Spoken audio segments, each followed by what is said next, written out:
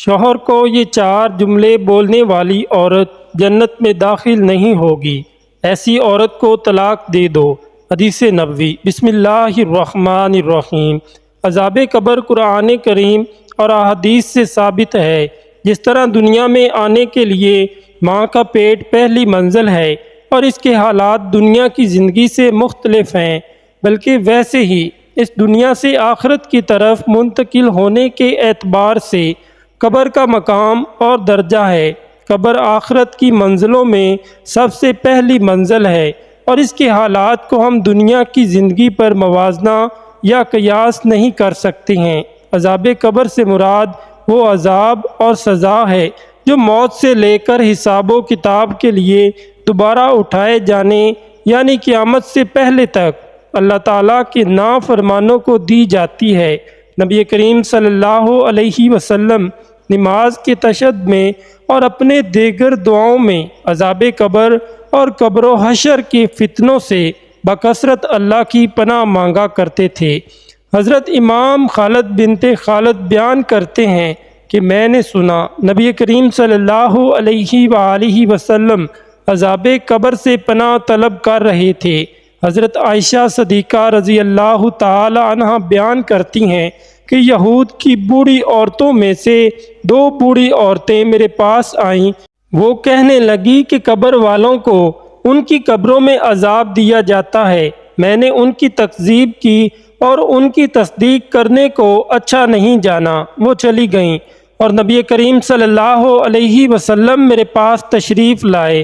میں نے آپ سے عرض کیا اور ان 2 بوڑھی عورتوں کے آنے اور عذاب قبر کی خبر دینے کا تذکرہ کیا۔ آپ نے فرمایا ان دونوں نے سچ کہا، قبر والوں کو اتنا عذاب دیا جائے گا کہ ان کو تمام جانور سنیں گے۔ پھر میں نے دیکھا کہ آپ جب بھی نماز پڑھتے تو عذاب قبر سے پناہ طلب کرتے۔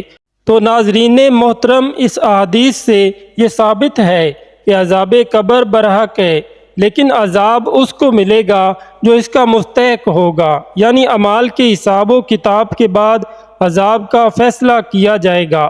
لیکن آج ہم بات کریں گے کہ عورتوں کی قبر پر عذاب کیوں ہوگا، ان کا سب سے بڑا گناہ جو ان کو عذاب قبر میں مبتلا کر دے گا۔ حضرت علی رضی اللہ تعالی عنہ کی خدمت میں ایک شخص آ کے کہنے لگا، یا علی، قبر کا سب سے زیادہ ڈرا دینے والا منظر کون سا ہوگا؟ بس یہ کہنا تھا۔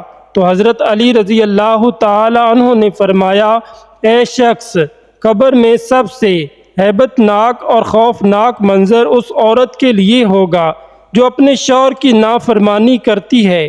یاد رکھنا، میں نے اللہ کے رسول صلی اللہ علیہ وسلم سے سنا کہ عورت کی جنت میں جانے کے لیے صرف ایک وجہ ہی کافی ہے کہ وہ اپنے مرد کی فرما بردار ہو، اپنے مرد کے عیب دنیا کے سامنے ظاہر نہ کریں، ہر کام اپنے شوہر سے پوچھ کے کریں، اپنی خوبصورتی کی فکر اس کے لیے اپنے شوہر کی توجہ کا مرکز ہو، اور عورت کے لیے دوزخ میں جانے کے لیے بھی ایک وجہ ہی کافی ہے کہ وہ اپنے شوہر یعنی مرد کی عزت نہ کرتی ہو، لوگوں کے سامنے اس کی تذلیل اور غیبت کرتی ہو، اپنے مرد کو بتائے بغیر اپنے فعل انجام دیتی ہو۔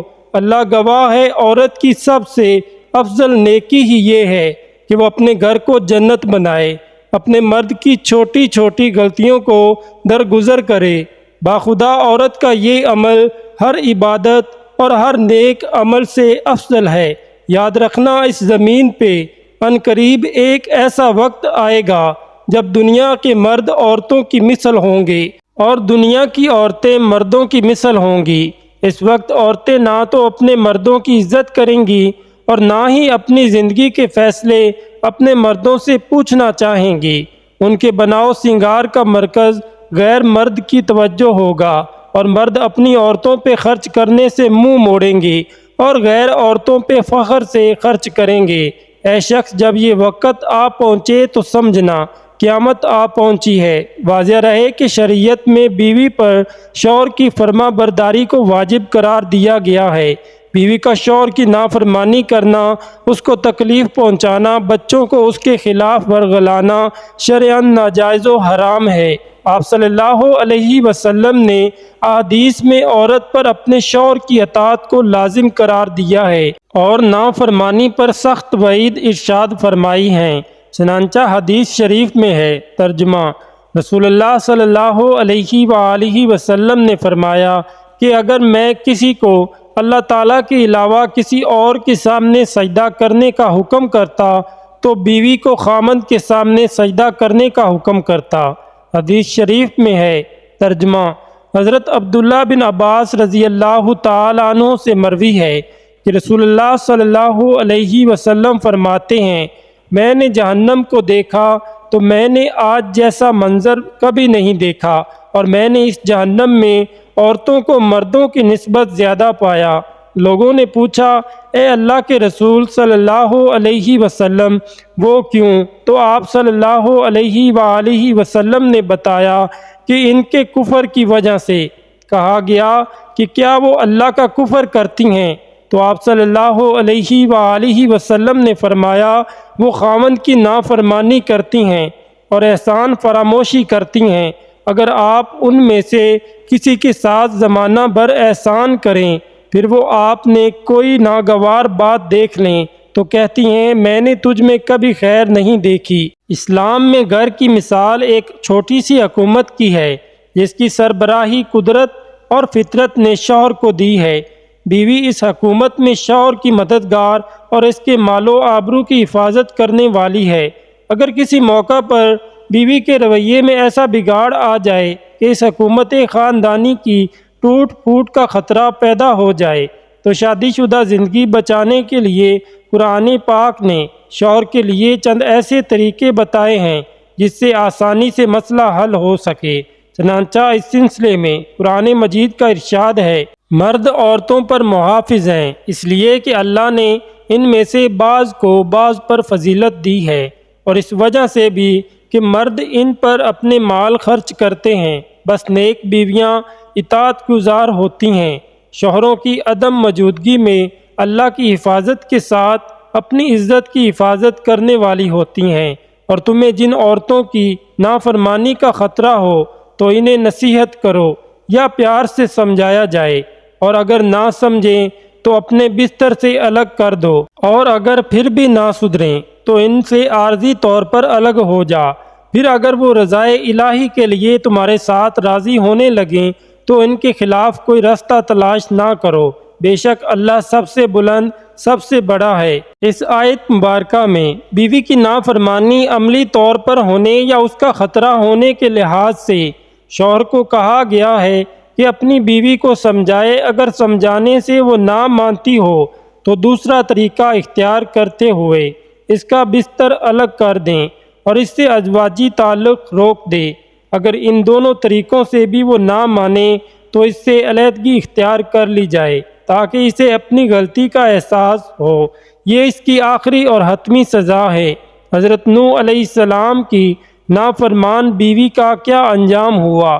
اللہ پاک نے قرآن پاک میں ارشاد فرمایا، اللہ نے ان لوگوں کے لیے جنہوں نے کفر کیا ہے، نوح علیہ السلام کی عورت وائلہ اور لوط علیہ السلام کی عورت وائلہ کی مثال بیان فرمائی ہے۔ وہ دونوں ہمارے بندوں میں سے دو صالحہ بندوں کی نگاہ میں تھی، سو دونوں نے ان سے خیانت کی، پس وہ اللہ کے عذاب کے سامنے ان کے کچھ کام نہ آئے، اور ان سے کہہ دیا گیا کہ تم دونوں عورتیں داخل ہونے والوں کے ساتھ دوزخ میں داخل ہو جاؤ۔ تو معلوم ہوا کہ شوہر کی نافرمانی کرنے والی عورت سیدھا جہنم میں داخل ہوگی اور اس کے لیے سخت عذاب کی وعید آئی ہے۔ ناظرین، اب ہم بات کرتے ہیں اس جملے کی جس جملے کو شوہر سے بولنے والی عورت ضرور جہنم میں جائے گی، اور کس عورت کو آپ صلی اللہ علیہ وسلم نے طلاق دینے کا حکم دیا ہے۔ اور اس سے پہلے حدیث کی روشنی میں ہم آپ کو ایک اور حیران کن معلومات فراہم کریں گے۔ اگر عورت اپنے شوہر کے ساتھ یہ ناممکن کام کر لے تب بھی وہ شوہر کا حق ادا نہیں کر سکتی۔ ناظرین، سیدنا انس بن مالک رضی اللہ تعالی عنہ سے روایت ہے کہ نبی کریم صلی اللہ علیہ وسلم نے فرمایا، کسی بشر کے لیے اجازت نہیں کہ وہ دوسرے بشر کو سجدہ کرے۔ اگر ایک انسان کا دوسرے انسان کو سجدہ کرنا مناسب ہوتا تو میں عورت کو حکم دیتا کہ وہ اپنے شوہر کو سجدہ کرے، کیونکہ اس پر اس کے خاوند کا بہت بڑا حق ہے۔ اس ذات کی قسم جس کے ہاتھ میں میری جان ہے، اگر شوہر کو پاؤں سے لے کر سر کی مانگ تک پھوڑا نکل آئے اور اس سے لہو اور پیپ بہنا شروع ہو جائے اور اس کی بیوی آ کر اس کو چاٹنا شروع کر دے تو پھر بھی وہ اپنے شوہر کا حق ادا نہیں کر سکے گی۔ حضرت عبداللہ بن عباس رضی اللہ تعالیٰ عنہ بیان کرتے ہیں کہ ایک مرتبہ سورج کو گرہن لگ گیا۔ رسول اللہ صلی اللہ علیہ وسلم نے نماز پڑھی۔ جب یہ لوگ بھی آپ کے ساتھ نماز میں شامل تھے، لوگوں نے کہا، اے اللہ کے رسول صلی اللہ علیہ وسلم، ہم نے آپ کو دیکھا تھا کہ آپ نے اپنے قیام کے دوران میں کسی چیز کو پکڑنے کی کوشش کی، پھر ہم نے دیکھا کہ آپ پیچھے ہٹے۔ آپ صلی اللہ علیہ وسلم نے فرمایا، میں نے جنت دیکھی، یا فرمایا مجھے جنت دکھائی گئی تو میں نے اس سے ایک گوشہ لینے کی کوشش کی تھی، اور اگر میں اس سے لے لیتا تو تم رہتی دنیا تک اس سے کھاتے رہتے۔ نیز میں نے آگ دیکھی، میں نے اس جیسا خوفناک منظر کبھی نہیں دیکھا۔ میں نے جہنم میں زیادہ عورتوں کو دیکھا۔ لوگوں نے کہا، اے اللہ کے رسول صلی اللہ علیہ وسلم، کیوں؟ آپ صلی اللہ علیہ وسلم نے فرمایا، اپنے کفر کی وجہ سے۔ کہا گیا، وہ اللہ کے سامنے کفر کرتی ہیں۔ آپ صلی اللہ علیہ وسلم نے فرمایا، نہیں، وہ خاوند کی ناشکری کرتی ہیں اور احسان فراموش ہیں۔ اگر تو ان میں سے کسی کے ساتھ ساری زندگی حسن سلوک کرے، پھر وہ تجھ سے کوئی ناگوار چیز دیکھے تو کہے گی، میں نے تجھ سے کبھی کوئی اچھا سلوک نہیں دیکھا۔ یہ ہے وہ جملہ جس جملے کو شوہر سے بولنے والی عورت جہنم میں جائے گی۔ طلاق کا شمار اللہ تعالیٰ کے بڑے ناپسندیدہ کاموں میں سے ہے۔ آپ صلی اللہ علیہ وسلم نے کس عورت کو طلاق دینے کا حکم دیا ہے؟ حدیث ملاحظہ فرمائیں۔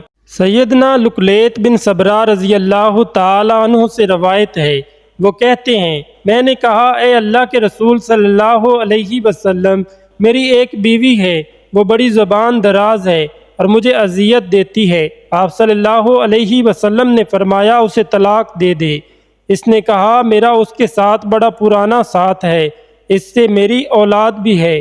آپ صلی اللہ علیہ وسلم نے فرمایا، پھر اسے روک لو اور اسے بھلائی کی تلقین کرتے رہو، اگر اس میں بھلائی قبول کرنے کی صلاحیت ہوئی تو وہ قبول کر لے گی۔ اللہ تعالیٰ سے دعا ہے کہ اللہ پاک ہمیں 5 وقت کی نماز باجماعت ادا کرنے کی طاقت و توفیق عطا فرمائے، اور اللہ پاک سے دعا ہے کہ اللہ تعالیٰ ہمیں نیک بات کو سننے، سمجھنے اور اس پر عمل کرنے کی طاقت و توفیق عطا فرمائے، آمین۔ ناظرین، کمنٹ سیکشن میں آمین ضرور ٹائپ کریں، اور آپ سے درخواست ہے کہ اس ویڈیو کو لائک کر دیں اور دوستوں کے ساتھ شیئر ضرور کریں، اور ہمارے چینل کو سبسکرائب کر دیں۔ جزاک اللہ۔